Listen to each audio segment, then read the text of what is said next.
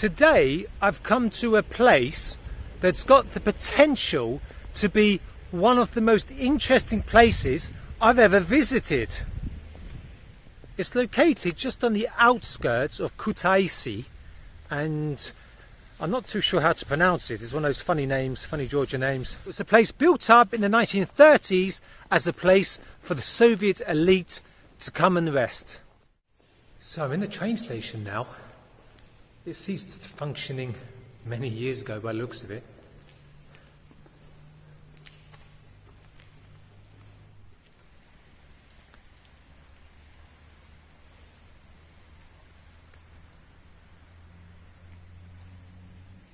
Clearly no trains running to or from here anymore.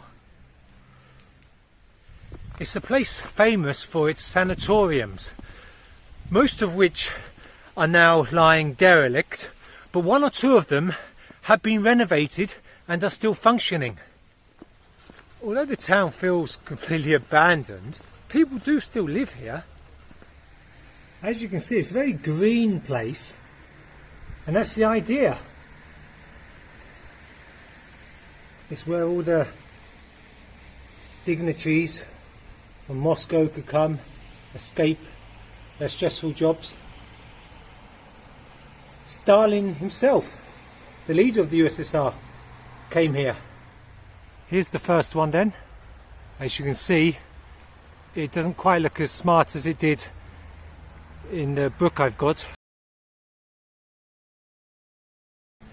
Look at it. It's a monster, isn't it? Clearly derelict. However, because Georgia has quite a few displaced people because of the wars they've had here since the fall of the Soviet Union, it seems they are now acting as makeshift homes.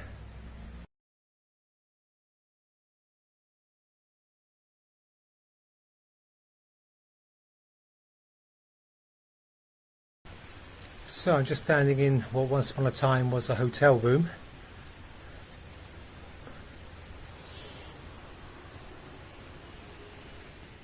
I should say that it's not a coincidence this place was chosen.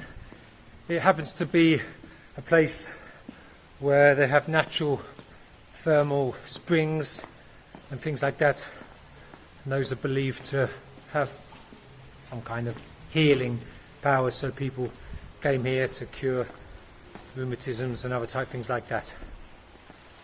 Wow, if there's more where that came from, and there should be, then I'm going to have a good day. There seems to be some turkeys guarding their territory here. I don't know if turkeys are aggressive or not. I'd have thought they'd just run away, but I don't want to risk it. Well, yes, I do want to risk it because I want to go up there, but go on then, clear off. There's quite a few simpler, smaller ones like this, and over there a plinth. Once upon a time, a statue of Stalin or Lenin would have been standing there. One of the issues is trying to actually get to the cool stuff. You see it, but everywhere around it's just so overgrown. But usually if you walk around for a bit, you can find kind of something that acts as an entrance. Of course, once upon a time there had to be pathways for people to get in and out of.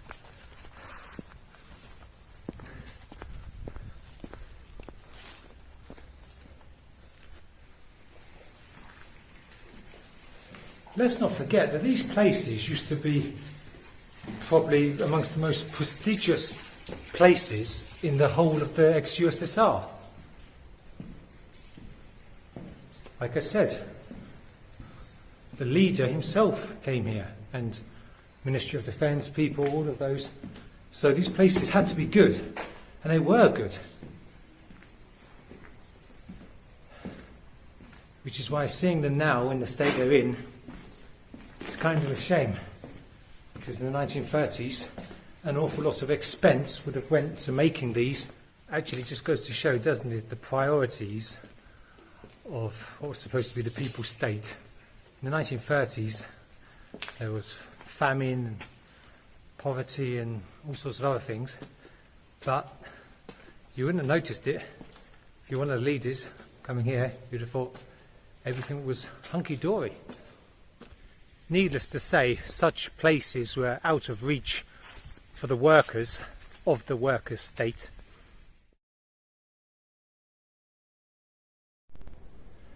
Wow, those columns still look in good condition. Maybe this was dining hall or something.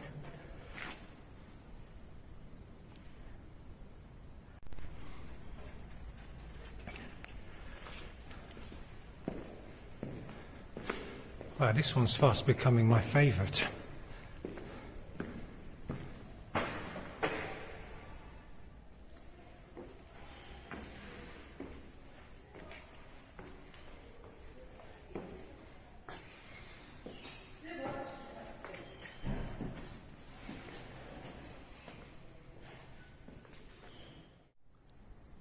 Actually, if you like flora and fauna, then these derelict sanatoriums might be nice for you as well.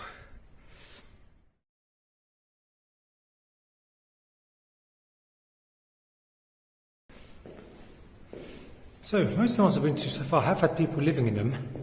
That's why I've kind of just been sticking to the general areas, the foyers and things like that, because I don't really want to be walking around where people are living because it's a bit insensitive. But I'm sure they understand that they're interesting places for people.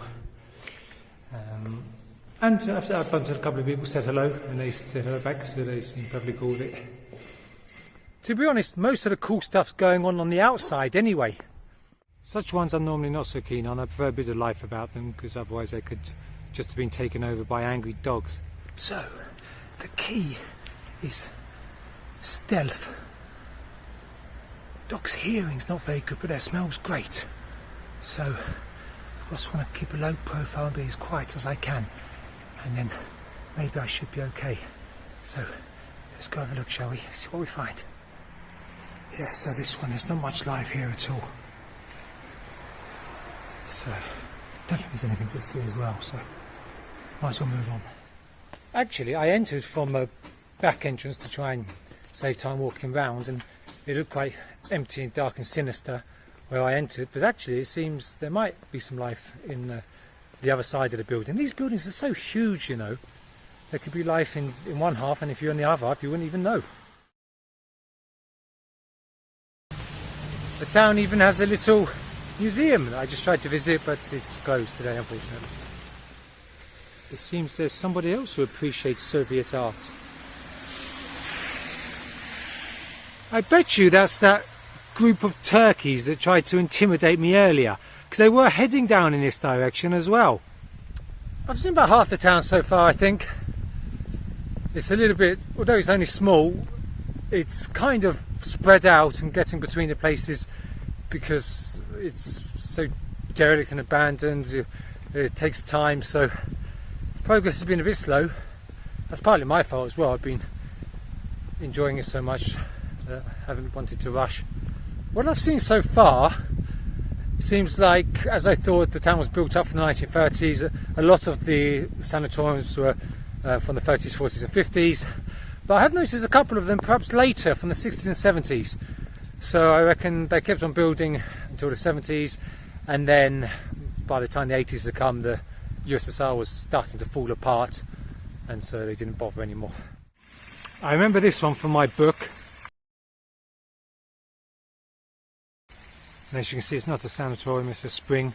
Okay, that's seriously cool, because that does look like Stalin. It looks like people are greeting Stalin. Now, seeing anything with Stalin is very rare. Wow, inside there's this vase from 1961 with all the sanatoriums and views of the town. It's stunning. Wow. Probably the most beautiful antique I've ever seen. Kyrgyzstan, where I was living before, was just full of surprises. And now Georgia, although I've really enjoyed it so far, up until now it's not really given me anything really to be blown away by.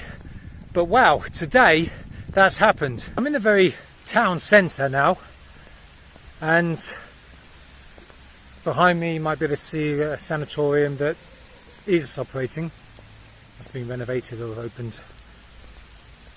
And yeah, Looks alright actually, quite nice. Probably if it wasn't raining there'd be lots of people relaxing here, chilling out, enjoying their day. I mean, even though it's October now, it's certainly not cold. Rainy, yes, but mild still. Oh wow, that's cool. This building here was the post office. I think its days of sending letters are over.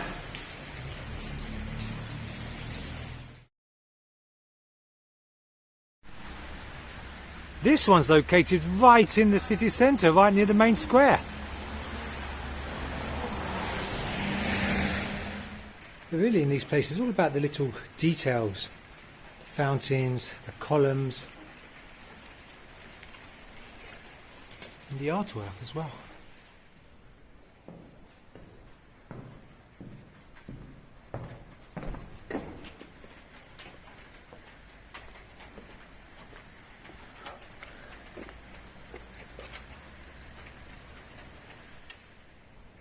Look at that beautiful blue marble. Wow, that's really good quality back in the day. The attention to detail in these places was incredible, even on the ceiling. Now this one you can even get on the roof as well. And I can never resist getting on the roof. Oh right, wow, check that.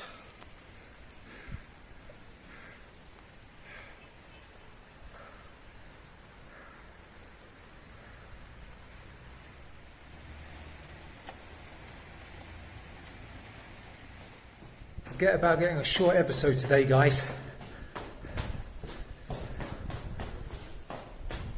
No way. It seems they are trying to regenerate this town. An old building here with plans to change it. In most towns I go to, a disused old college like this would be interesting, but I'm not going to spend much time here because in this town there's far more exciting things to see. There's actually a football match going on in the little town today. Now you might just think it's some little local match, but you'd be wrong. It's actually the Georgian Premier League. I've just got here, haven't really got time to watch a match, I can give 5 or 10 minutes. Seems I've missed a few goals though. 2-1 to the away side who have come from the capital city. In fact, Dinamo, who play in the big 60,000 seater stadium. So it's probably a bit of a shock for them coming here.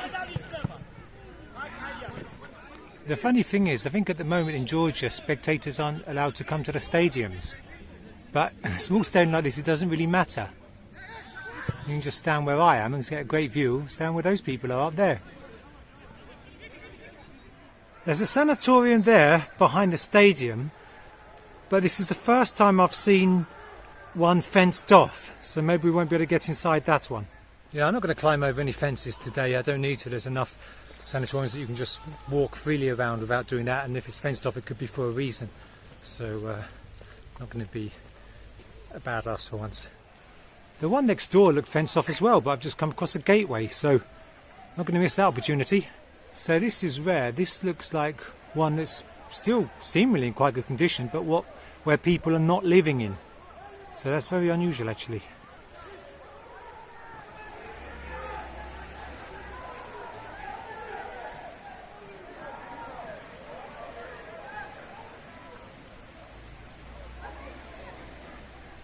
So I'm actually in one of the towers at the top of the building on the side.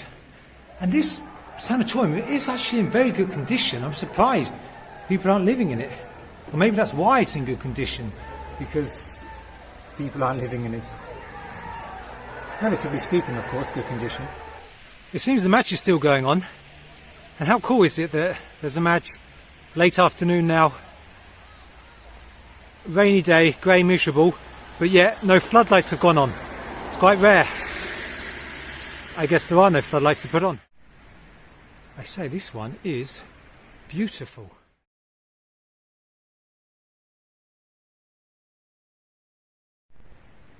This one's even still got some of the original wallpaper in.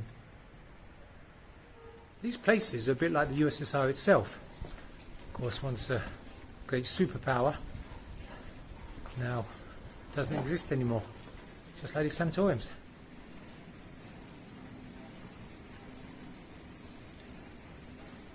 Classic architecture from the Stalinist period, all of what you're seeing today.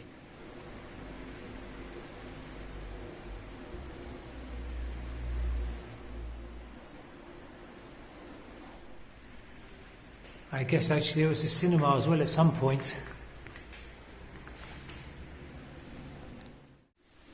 My wife was expecting me home late afternoon today. That's not going to happen. The problem is I've still got so much to see, and now in October the nights are pulling in, so I've only got about probably an hour left before it gets dark, so can't hang about, guys. There's a sign here saying that entering is life-threatening. Now that might be a bit of an exaggeration, but to be honest I don't really want to find out. It's obviously structurally unsafe, and I've seen more than enough today, so I'm going to be a good boy and not go inside. I think it was an ex-cinema or Culture Palace, something like that. That's the downside to having a wife and making videos, that I can't do some naughty stuff because she'll find out and I'll get told off. This town just keeps giving. There's something up there that looks like a creature. It's a cow just sitting in there. Great, so that means on top of all the other hazards I've got to look out for, now I've got to look out for cowpats. And they just keep on coming, and they keep on coming.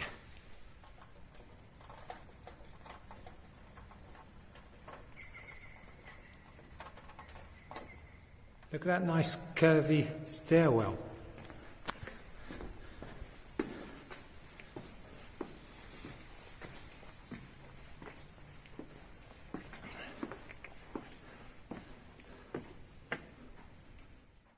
So here you see the difference in style. This is more of a high-rise, simple one, so we know that this was after the Stalin period. I'm getting beaten by the light, so I can't look inside there, it's just pitch black. I just got back in Kutaisi, and I remember at the beginning I said that today had the potential to be one of the coolest places I've ever been to, and you probably thought, yeah, okay, Paul, you're just giving it a big one. But no, actually, I wasn't.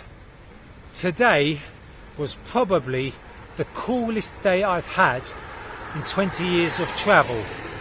It was immense. But unfortunately, the coolest place I've ever been to has a name that I can't pronounce.